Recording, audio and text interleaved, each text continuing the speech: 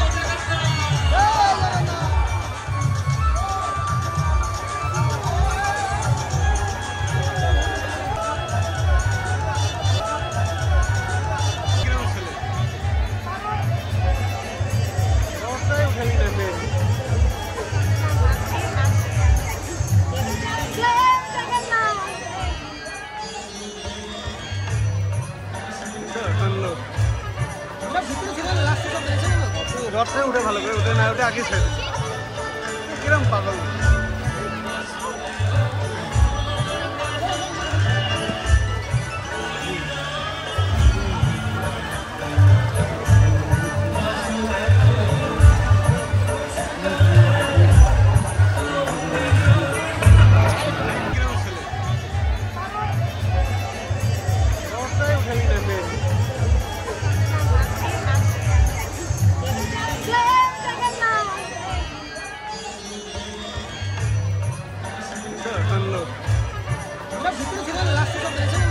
রথে উঠে ভালো করে উঠে না ওটা আগে ছেড়ে কিরম পাগল